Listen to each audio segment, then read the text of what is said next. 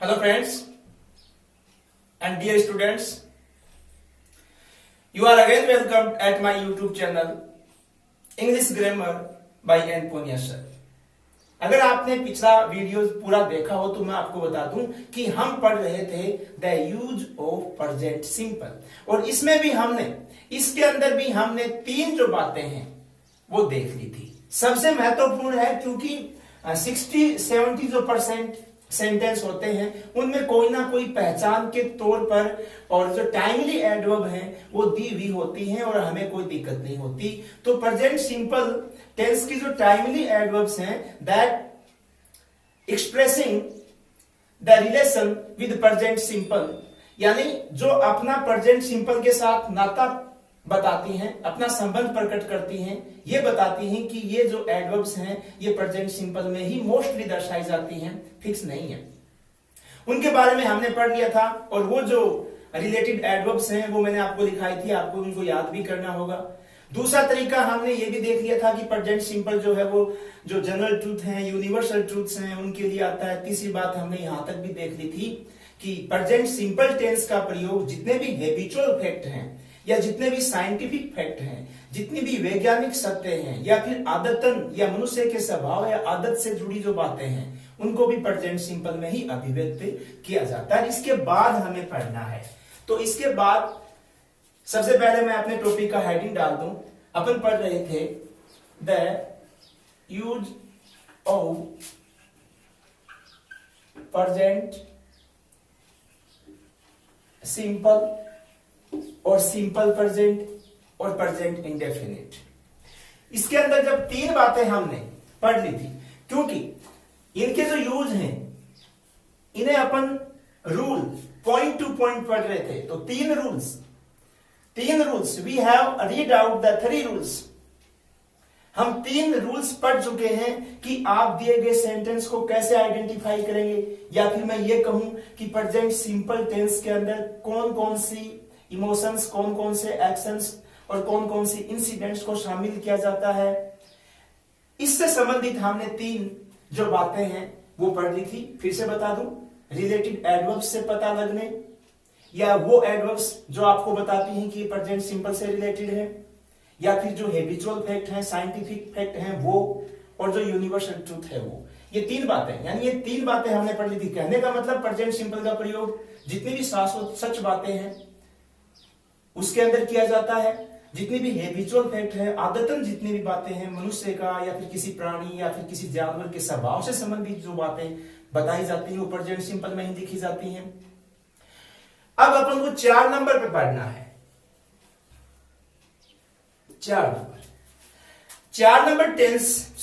Number जो rule है इसमें मैं आपको बता दूं कि ये रूल आप प्रेजेंट कंटिन्यूअस यानी कि प्रेजेंट प्रोग्रेसिव टेंस में भी सीख सकते हो और इसमें भी सीख सकते हो। यहां इस रूल के अंदर मैं आपको बताने जा रहा हूं that there are some mental expressing verbs which can't be used in present continuous, they are used in present simple.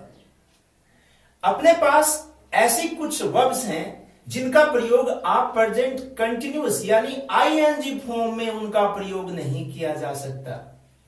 उनका प्रयोग मोस्टली प्रेजेंट सिंपल में होता है, बाकी परफेक्ट में भी हो सकता है, कंटिन्यूअस में उसका प्रयोग नहीं होगा।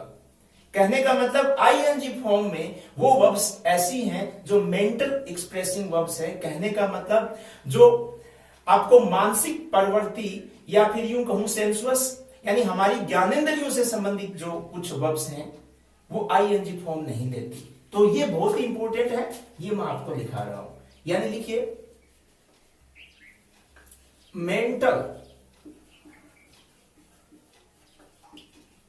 एक्सप्रेशन वर्ब्स, ज्यादा नहीं है, इनको आप लर्न बाय कंठस्थ याद भी कर सकते हो। मेंटल एक्सप्रेसिंग वर्ब्स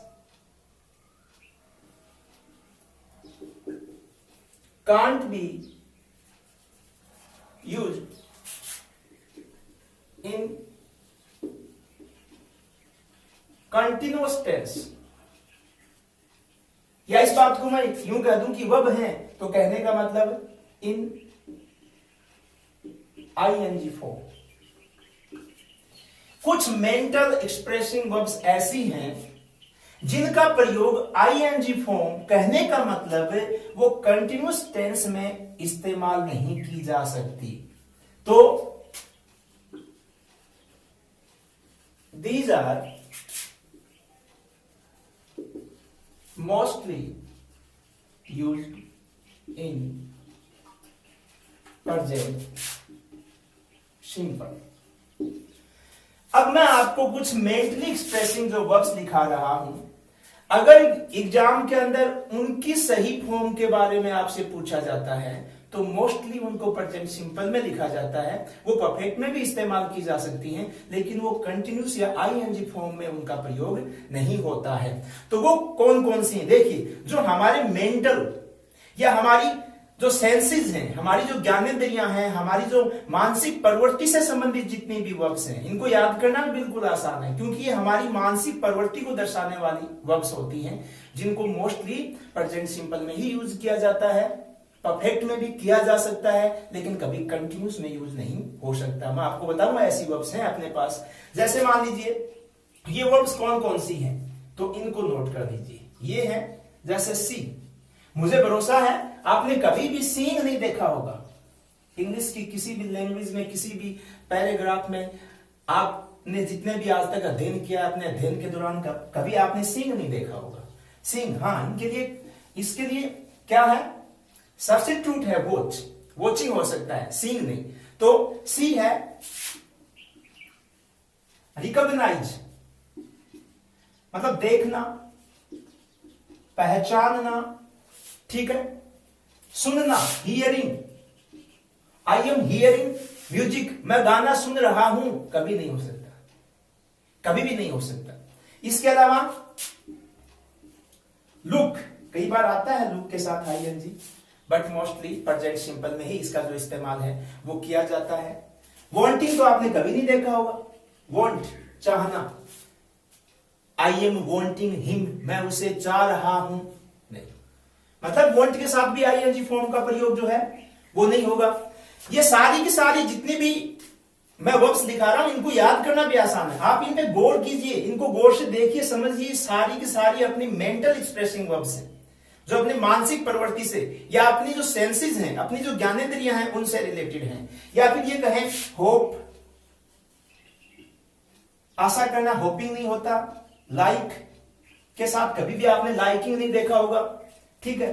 विश, अब आप कहोगे विश के साथ तो बहुत बार देखा है विशिंग, लेकिन तब वो नाउन बन जाती है। विशिंग का मतलब शुभकामनाएं हो जाती है, शुभकामना देना या शुभकामना रखना, वह नहीं रहेगी वो। और फील, महसूस करना, I am feeling better.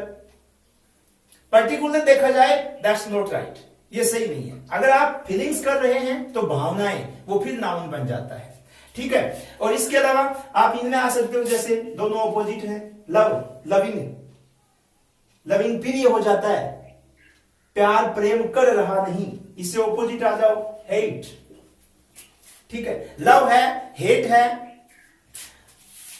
Want, want आ गया। फिर इसके अलावा मना करना, रिफ्यूज, कोई चीज को नकारना, अनदेखी कर देना। अंडरस्टैंड, जैसे अंडरस्टैंडिंग, समझ हो जाती है, नाउन बन जाती है। ये नहीं कहोगे आप कि ही इज अंडरस्टैंडिंग मी, वो मेरे को समझ रहा है, नहीं, ही अंडरस्टैंड्स मी, वो मेरे को समझता है। अगर आप कहो कि अंडरस्टैंड के साथ हमने अंडरस्टैंडिंग देखा है, तो वो फिर नाउन बन जाएगी। अंडरस्टैंडिंग का मतलब समझ रहा है नहीं होगा, वो ओनली समझ हो जाएगी। या फिर कंसीडर, मानना,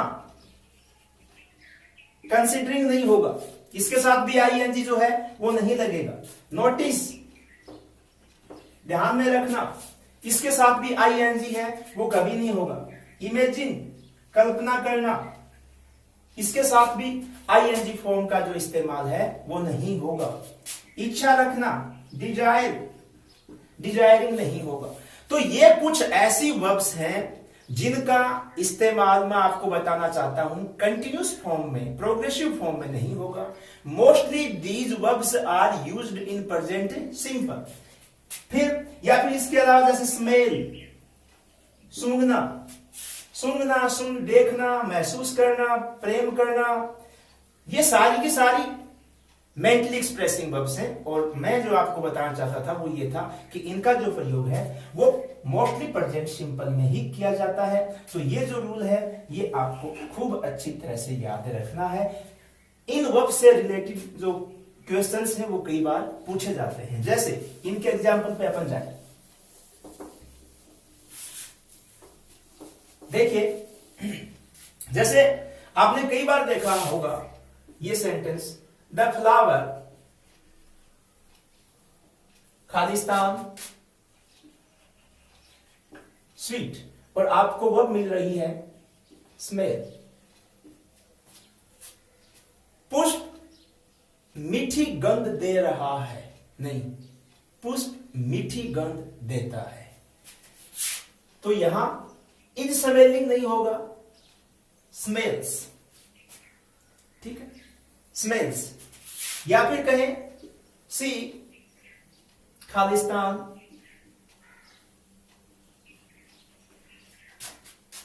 अंडरस्टैंड मी,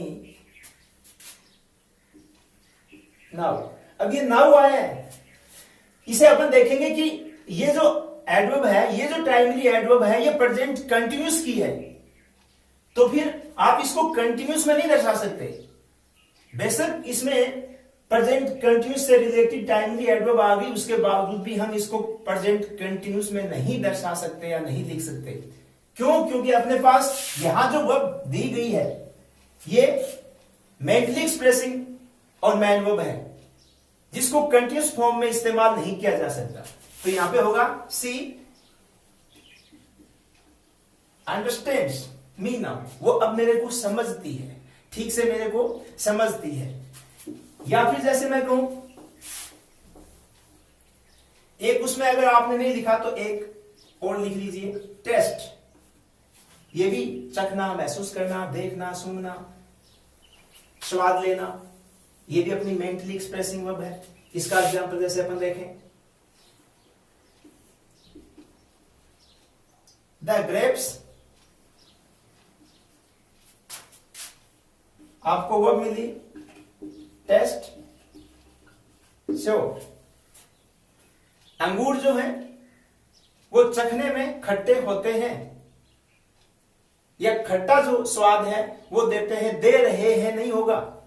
अब यहां आपको, और ये टेंस हमने सीख ही लिया, टेंस तो हमने सीख ही लिया, कहने का मतलब टेस्ट, ये आपकी मैन वर्ब है। आपको पता लग गया, हाँ मेंटल एक्सप्रेसिंग वर्ब है, प्रेजेंट सिंपल में लिखेंगे तो प्रेजेंट सिंपल में लिख दो। लेकिन ये तो आपको देखना पड़ेगा कि यहां जो आपका सब्जेक्ट है प्लूरल है, वाक्य क्या है, साधारण है। तो साधारण वाक्य में बहुवचन कर्ता के साथ मैन वर्ब की फर्स्ट फॉर्म का ही इस्तेमाल होता है। तो क्या हो जाएगा, टेस्ट का टेस्ट ही रहेगा। लेकिन जब परीक्षा में ही आ जाता है या पूछा जाता है तो हम इसके साथ छेड़छाड़ जरूर कर देते हैं, सोचते हैं कि ये तो दे रखा है, ये क्या उत्तर होगा। अगर मैन वर्ब की फर्स्ट फॉर्म हमेशा ब्रैकेट में, या फिर जब आपको पूछा जाएगा correct form of the verb, तब आपको मैन वर्ब की फर्स्ट फॉर्म से पूछा जाएगा। तो वो तो मैन वर्ब की फर्स्ट फॉर्म भी तो रह सकती है according to situation, sentence and tense के अकॉर्डिंग। तो ये आपका पहला नियम था, यानी आज की इस वीडियो का। बाकी 3 हमने लास्ट वीडियो में देख लिए थे। अब आ जाइए रूल नंबर 5। इसी प्रकार हमें एक एक महत्वपूर्ण बातों को और क्लियर करना है, ध्यानपूर्वक पढ़ना है, उनको सीखना है और फिर उनके बाद प्रैक्टिस करनी है। और हम भी ऐसा ही प्रयास करेंगे। जैसे ही अपन यहां अपना एक पर्टिकुलर टेंस पूरा होगा तो लास्ट में अपन एक टेस्ट एक्सरसाइज सोल्व करके देखेंगे प्रत्येक टेंस के अंदर। तो अभी आ जाइए rule number 5। Rule number 5, rule number 5 में आप देखोगे,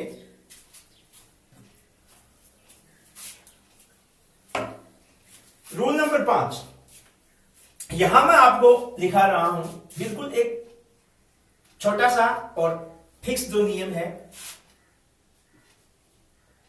द सेंटेंसेस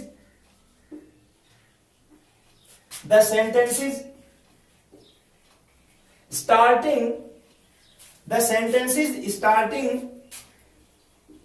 विद, यहां ध्यान दीजिए, हियर और दियर, हाईलाइट कर रहा हूं, इनको अंडरलाइन कर रहा हूं, यानी वो वाक्य जो हियर से या दियर से शुरू होते हैं and ending in the note of exclamation, that means mark of interjection। यानी ये सीधी सी बात है, इनको आप अच्छी तरह से याद रख सकते हो। और कुछ ऐसे सेंटेंस हैं, as you know English is a funny language. यहां कुछ फिक्स बातें, जैसे मॉडल पढ़ रहे हैं, आपको पता है लेस्ट, जिसका शाब्दिक अर्थ होता है ऐसा ना हो कि। अगर आपको कहीं भी वाक्य में लेस्ट दिखाई दे रहा है तो आप उसमें शुड मॉडल भर दो आंख बंद करके, वो 99% सही होता है।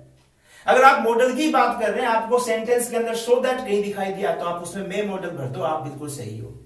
तो यहां अगर आपका सेंटेंस हियर से या दियर से शुरू हो रहा है, लेकिन एक शर्त हो रहा है इसमें, प्लस उसके अंत में इंटरजेक्शन यानी विस्मयादि बोधक चिन्ह, जिसको नोट ऑफ एक्सक्लामेशन कहते हैं, अगर ये लगा है तो आपको वो किसमें फिलअप करना है, प्रेजेंट सिंपल में। यानी the sentences starting with here and there, sorry here और there and ending in the note of exclamation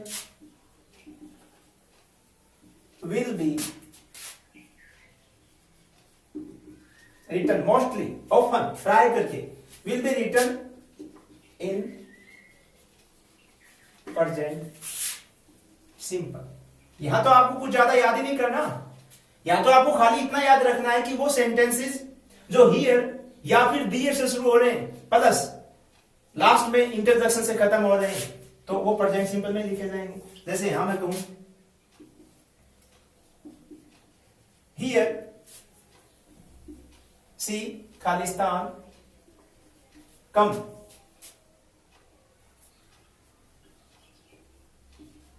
to learn English. ठीक है, दोनों शर्तें आपकी पूरी हो रही है, ये भी है, इंटरजेक्शन भी है। प्रेजेंट सिंपल में लिखा जाएगा तो साधारण वाक्य है, साधारण वाक्य है तो कर्ता देखोगे। सब्जेक्ट क्या है, सिंगुलर है, और सिंगुलर में वर्ब के साथ एस और ईएस लगता है, बस यहां ही लगता है। साधारण वाक्य हो, कर्ता एक वचन हो तो ही लगता है, अदरवाइज तो लगता ही नहीं। तो सी कम्स, या जैसे मैं कहूं डियर खालिस्तान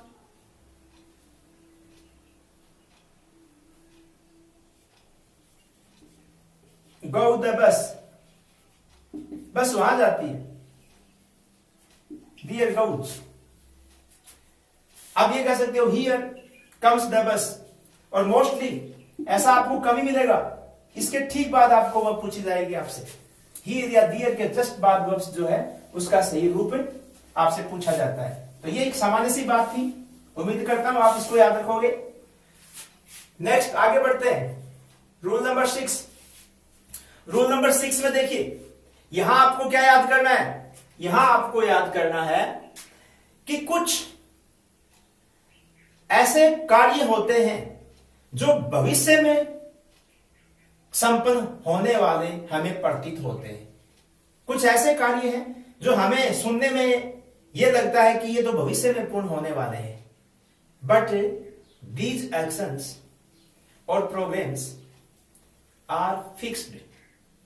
ये पहले से पूर्व निर्धारित होते हैं, जैसे रेलवे का टाइम टेबल है, किसी भी मंत्री का एक समय सारणी होती है कि कब वो कौन से प्रोग्राम में भाग लेगा।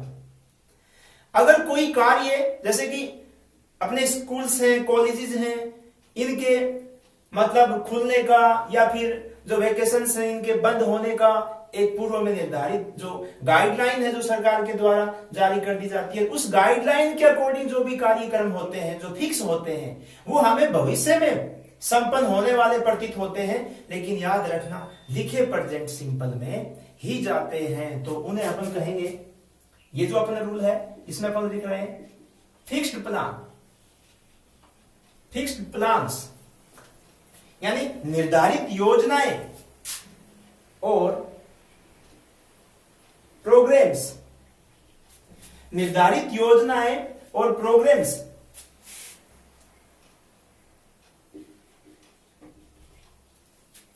which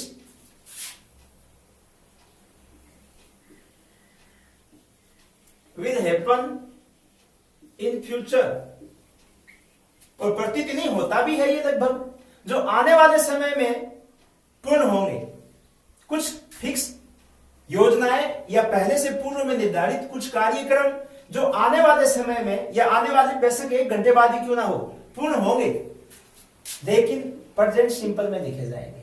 but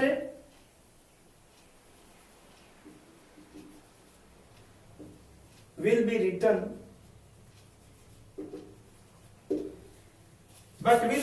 in present simple. तो बिल्कुल सिंपल सी बात है, ये बिल्कुल सरल सी बात है कि हाँ, आपको ऐसे वाक्यों को थोड़ा सा गौर से उसका अध्ययन करना पड़ता है, थोड़ा ध्यान से आपको उसको पढ़ना पड़ेगा, समझना पड़ेगा कि कहीं ऐसा तो नहीं कि ये पूर्व में निर्धारित प्रोग्राम है। जैसे मैं कहूं द कॉलेज, और यहां आपको वो मिल रहा है, आपको वो दी ओपन, ये वो मिल रही है। The college reopen in next July, जैसे अभी मई चल रही है, तो हमें पता है कि कॉलेज है, स्कूल्स है, कॉलेज जो है वो अगली जुलाई में खुलेगा। तो in next July, next plus time दे रखा है, इसका मतलब फ्यूचर है, लेकिन ये तो फिक्स है। ये इसका जो कार्यक्रम है, इसका जो टाइम टेबल है, इसकी जो गाइडलाइन है वो पहले से बना दी गई है, वो पूर्व में निर्धारित है। और जो चीजें पूर्व में निर्धारित होती है वो प्रेजेंट सिंपल में लिखी जाएंगी। तो प्रेजेंट सिंपल ये साधारण वाक्य है, पीछे सिंगुलर सब्जेक्ट है, तो ये क्या हो जाएगा, रीओपन्स। ठीक है। जैसे मैं कहूं our PM Khalistan come here tomorrow, हमारे प्रधानमंत्री कल यहां आएंगे, बोलेंगे तो इसको ऐसे ही, क्योंकि टुमारो लगा है, साफ पता है टुमारो जो टाइम लीव है ये फ्यूचर का है, लेकिन ये भी एक फिक्स प्रोग्राम है। कम्स यानी बहुत से ऐसे, जैसे रेलवे की जितनी भी बातें हैं, द ट्रेन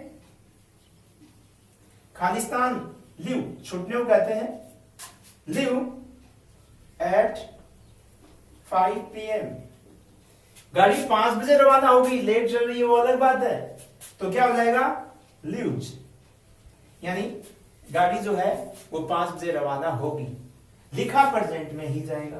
तो ये भी एक महत्वपूर्ण बात थी, इसको भी आप थोड़ा याद रखना। और वाक्य को जब आप एग्जाम के अंदर जो कोई भी क्वेश्चन आप हल करते हैं तो उनको केयरफुली रीड आउट कीजिए, क्योंकि मोस्टली ऐसी गलतियां होती हैं जब अपन बाहर आके बोलते हैं कि ये तो मेरे को आ रहा था और मुझसे गलत हो गया, तो वो इसीलिए हो रही क्योंकि हम थोड़ा केयरफुली ढंग से उसको रीड आउट नहीं करते।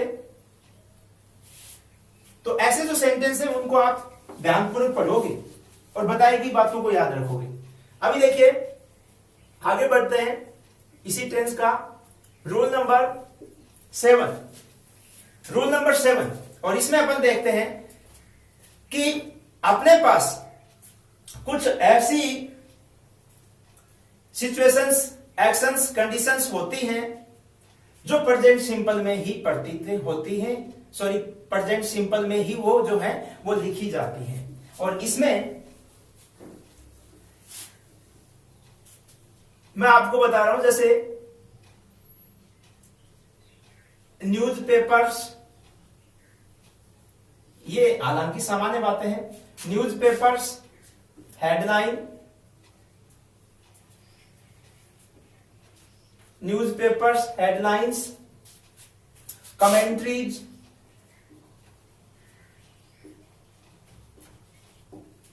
Newspapers headlines, commentaries are described in present simple। हालांकि सेंटेंस दिया तो हमें कैसे पता लगेगा कि ये न्यूज़पेपर की हेडलाइन है, लेकिन उसके अर्थ से पता लग जाता है। तो ऐसा कम ही पूछा जाता है, लेकिन फिर भी याद रखना। और अगर आप इस चीज को चेक करना चाहते हो तो अपने इंग्लिश का न्यूज़पेपर आता था हिंदुस्तान टाइम्स, अगर कभी आपको पढ़ने का मौका मिले तो आप उस न्यूज़पेपर को उठाइए, पढ़िए। घटनाएं कल की होती हैं, क्योंकि न्यूज़पेपर के अंदर तो वही बातें आएंगी ना जो घटित हो चुकी। लेकिन लिखी उसकी जो मुख्य पंक्तियां हैं, ऊपर जो हेडलाइंस हैं, वो प्रेजेंट सिंपल में ही लिखी आपको मिलेंगी। जैसे कई बार अपन देखते हैं ए कार, ठीक है, यहां आपको मिला जैसे वर्ब मिली turn over and 4 people kill। अभी जब पढ़ेंगे तो पता लगेगा ना कि यहां में कोई घटना का वर्णन किया जा रहा है। कहने का मतलब न्यूज़पेपर की हेडलाइंस ऐसी होंगी, ठीक है।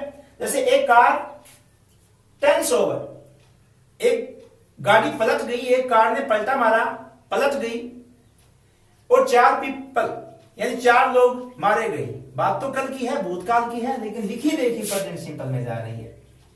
टर्न्स 4 पीपल, आप इनको अगर प्लुरल मानते हो तो किल का किल कर दो। तो इस प्रकार न्यूज़पेपर की जितनी भी हेडलाइंस हैं, कमेंट्रीज हैं, जैसे Sachin Tendulkar hits the ball and it goes for 4। Tendulkar ने बॉल को हिट किया और बॉल बाउंड्री रेखा से 4 रन के लिए बाहर।